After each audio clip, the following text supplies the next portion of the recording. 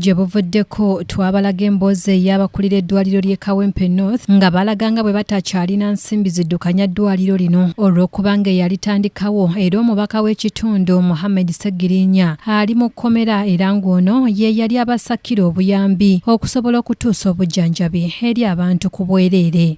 Waliwo n'obulwadde bwe badde batuleetera nga tetusobola badde amaziga ke gatukaabe bakale gali tugga mu kibiina mu kiwanga bakale bali sumulula nannyini ddwaliro eryo kubanga tetulyagala bwagazi ndi kikina naye ffe liyamba ffe. Bano baawalirizibwa okuggalawo eddwaliro lino. Bano oluvannyuma lw'okufuna okwemulugunya okuva mu bantu mu kitundu basazeewo okutandika okusonda ensimbi okulaba nga bazzaawo eddwaliro lino era nga babadde bakutandikira ku kaleerwe olunaku olwaleero. Olenga buli ali litambuzibwa era enteekateeka eno abakulu bano banneegaseeko okulaba nga bwe nabatuukirira mu nteekateeka eno ne bagiraba nga nteekateeka ya byabulamu terimu ya byabufuzi okulaba nga ebyobulamu byongerera ddala okutumbulwa mu Kawempe North Constituency ng'omubaka bwe yali akibaze.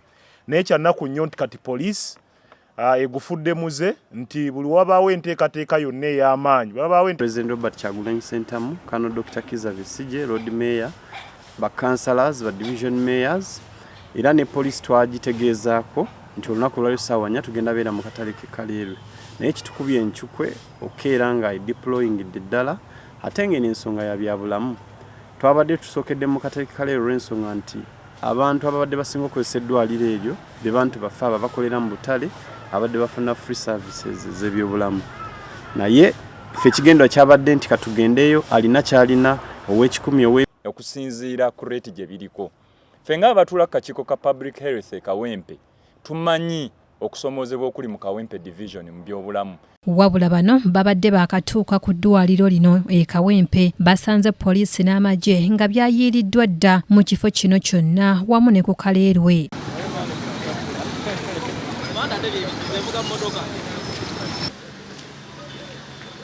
Bano nga bakulembeddwamu omuyambi w'omubaka amanyiddwa nga lusswa babadde bambadde engoye okuli obubaka obusaba okununula eddwaliro ery'Ekawempe North wabula olutuuse poliisi n'ebasalako wakati mu kwezooba era batwaliddwa ku poliisi ewandegeya.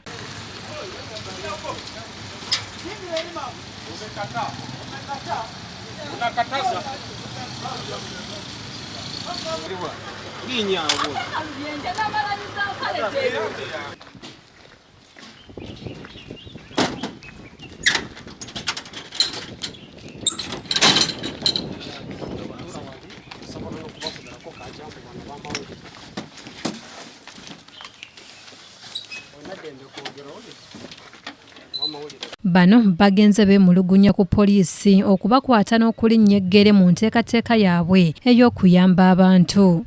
Era singa nabadde wakudduka ng'ali mu nsobi kuba naye muzikiriza nti ziri mu nsobi ensonga lwaki ekitutuuseeko ekyo n'ekibadde kigenda mu maaso mukiraba mukigoberedde bino byensobodde okusasulwamu bassebo ne bannyabo. Bino byensobodde okusasulwamu nga Munnayuganda atalina musango atalina gwe nnwanyi naye bantadde wansi w'emitayimbwa bantadde wansi w'emmotoka bantadde lwaki musobola okwerabirako ddala. Koola abalwanyizi b'eddembe ly'obuntu bonna koola bakanso bonna tibannaaye kino si kyaki kino si kyange nga lusswa ne wabula ky'Abannakawempe North. Omwogezi wa poliisi mu Kampala n'emiriraano Patrick Onyango akakasizza okukwatibwa kwa bano.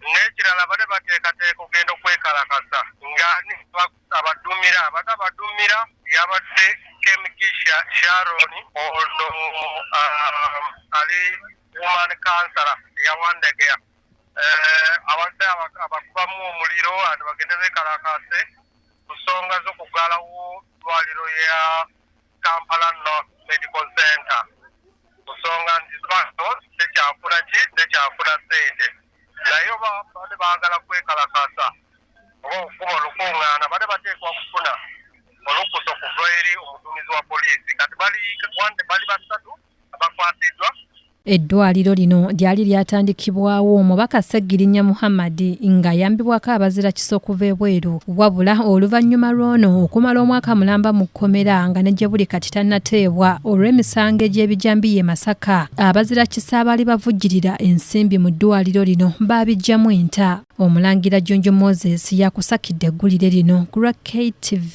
Amalindirire.